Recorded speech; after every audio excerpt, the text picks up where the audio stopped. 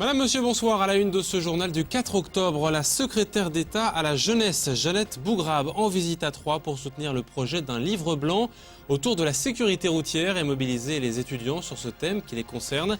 Un projet mené par différentes grandes écoles en France, dont l'ESC à Troyes. Les étudiants ont décidément la une de l'actualité cette semaine et à la fête, il démarrait cet après-midi le raid urbain dans le cadre des Clés de Troyes. 3 jours pour découvrir la ville et mieux se connaître. En tout, 1500 étudiants ont participé à cette 6e édition cet après-midi. Reportage à suivre. Et enfin, un anniversaire dans ce journal, la première décennie d'un musée unique en son genre, le Passé Simple à Crésantigne, un musée communal qui rassemble des centaines d'objets d'antan, insolites ou bien connus. Une collection étonnante réalisée par des passionnés. Visite à l'occasion des portes ouvertes ce week-end. C'est l'une des premières causes de la mortalité chez les étudiants. La sécurité routière est un enjeu de société crucial. On ne le dira jamais assez, à tel point que les étudiants de l'ESC 3 se mobilisent avec 6 autres grandes écoles en France pour rédiger un livre blanc sur ce thème et proposer des mesures concrètes. Hier, la secrétaire d'État à la jeunesse, Jeannette Bougrabe, est venue lancer elle-même le projet officiellement. Reportage Christian Vira.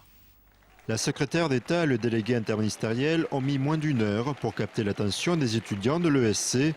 Objectif, exposer la réalité des accidents de la route chez les jeunes. C'est la première cause de mortalité des moins de 25 ans. Plus de 850 jeunes ont trouvé la mort sur les routes de France. Qui se met à rouler à 110 en ville et qui fauche mon père d'abord et ma mère qui traîne sur 200 mètres avant de s'arrêter, de vider le corps et de reprendre la fuite. Chiffres et témoignages sont complétés par un film réalisé par l'association Victimes et Citoyens contre l'insécurité routière.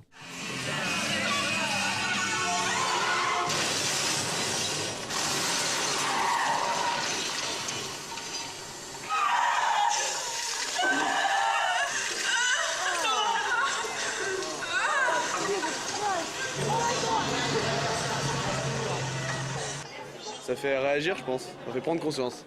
Les chiffres qui ont été donnés, qui évoluent d'année en année, mais ils sont quand même très importants encore. Mais ici, des étudiants vont aller plus loin en termes de prévention.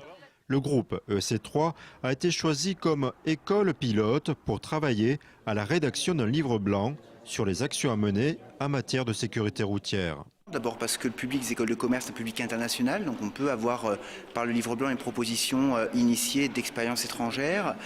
Je pense aussi que ça peut, en matière de communication, on peut également avoir vraiment une opinion sur ce que les jeunes attendent. 20 jeunes du groupe ESC3 doivent se porter candidats à la rédaction.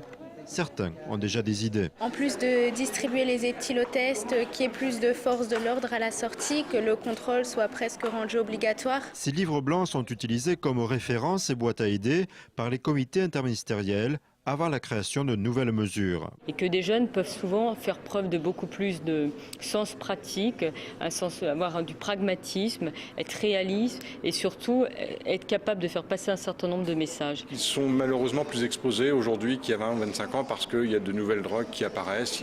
On a l'impression qu'il y a une chose qui la société les a intégrées, les a acceptées. Et finalement, ils en sont victimes, ils n'en sont pas coupables. Le livre blanc devrait paraître en avril 2012.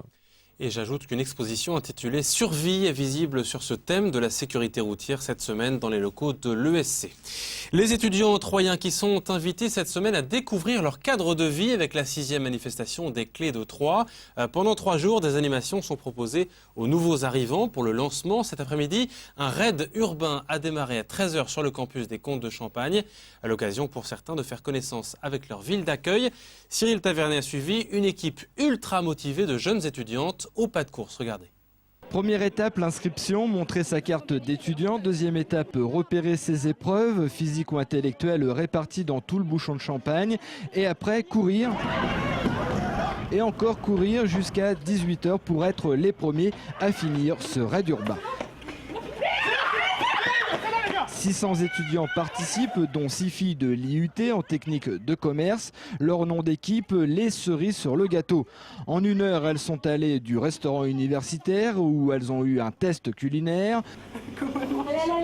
Cannelle, De la radio du campus où un blind test les attendait, puis une visite express du musée d'art moderne. Elle devait retrouver des objets dissimulés dans la collection d'art africain et pour finir, mimer des personnages célèbres dans le hall de l'université.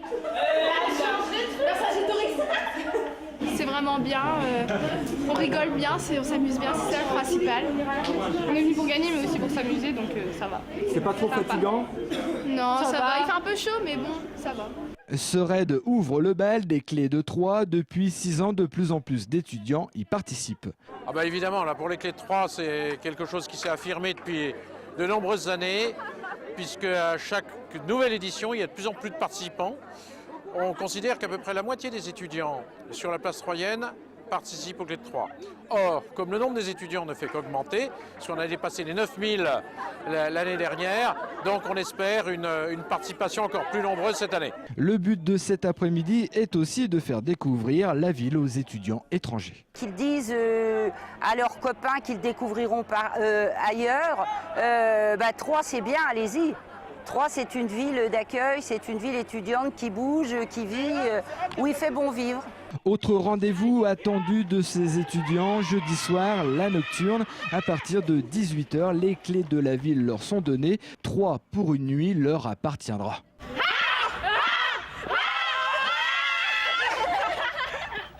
Presque aussi bien que les rugbymen. Une page santé dans cette édition avec le départ à la retraite d'une personnalité auboise du secteur médico-social, Aimée Vedel, directrice des affaires sociales dans le département. Elle dirigeait la DIDAMS depuis 2003, soit 760 agents sous l'égide du Conseil général. C'est désormais Bernard Bach qui va lui succéder. Hier soir à l'UTT, une réception était organisée en l'honneur d'Aimée Vedel. Écoutez ce témoignage ému de cette auboise au service des familles. On a pu en particulier développer beaucoup le nombre de places en maison de retraite, puisque le département en manquait un peu en 2003. Et donc on a pu, avec une bonne collaboration avec l'État, créer beaucoup de places pour que les personnes âgées aient des places en maison de retraite. On a pu créer des actions de soutien aux aidants, des choses importantes. Et aussi en matière de protection de l'enfance, on a pu mener des actions innovantes qui sont maintenant observées même nationalement, parce que ça consiste à favoriser le maintien des enfants dans leur famille plutôt que le placement. Et ça, on peut en être particulièrement satisfait parce qu'on a évité beaucoup de déchirements dans les familles. À l'hôpital du Nouveau pour le service urologie avec l'installation très récente d'un nouvel appareil pour soigner les calculs au rein, notamment un lithotriteur d'une valeur de 150 000 €.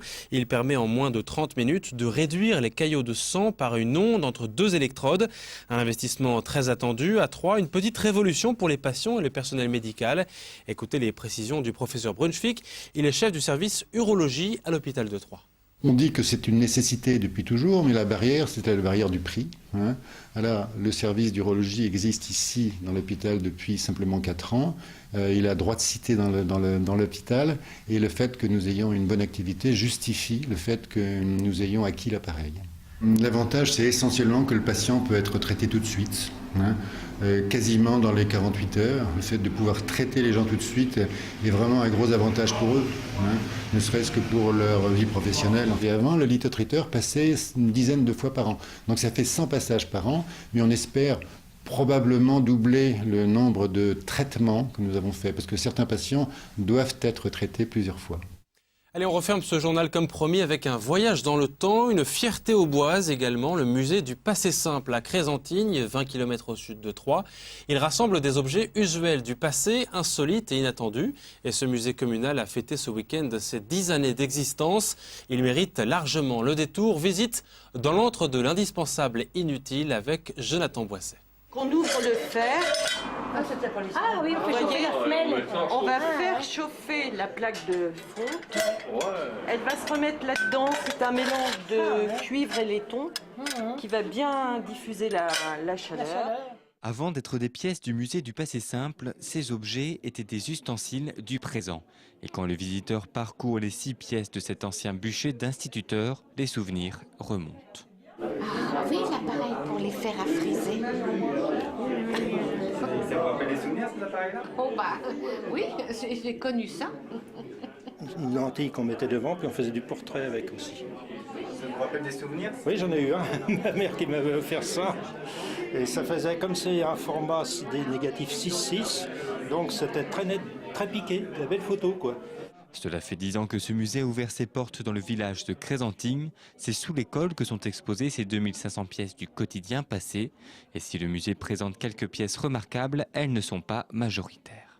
On essaie de rassembler des objets usuels qui auraient au moins 60 ans. 60 ans et plus, bien entendu. Mais c'est surtout dans le but de faire revivre le patrimoine de nos grands-pères ou de nos parents, suivant les différentes générations qui passent au musée. Bonjour, bienvenue au musée. Le musée aussi est remarquable. C'est l'un des rares musées municipaux du département. Autour de 250 visiteurs ont franchi les portes de ce refuge pour objets dépassés par le temps. Les objets tournent, on ne laisse pas toujours les mêmes en fonction des choses qui rentrent, qui ne sont que des dons. Quelquefois, on a des objets qui, depuis 10 ans, on ne sait toujours pas à quoi ça pouvait servir. C'est peut-être un objet unique qui peut-être avoir été fabriqué par un ouvrier pour un travail bien particulier, que lui seul se servait. Alors dans ce cas, on met un petit panneau, c'est quoi ça, et on espère que les gens, un jour, quelqu'un passera et nous dira « je me suis servi de ça et ça sert à telle chose ». Un travail de mémoire pour les bénévoles qui s'occupent de ce musée. Bien qu'obsolètes, certains objets fonctionnent encore, preuve d'un passé pas si lointain. Et le musée du passé simple se conjugue décidément au présent puisqu'il dispose d'un site internet pour les renseignements pratiques, lepassésimple.free.fr. C'est la fin de cette édition. Merci de votre fidélité. À suivre la couleur du ciel de l'aube. Et d'ailleurs, pour demain, excellente soirée à tous. À demain.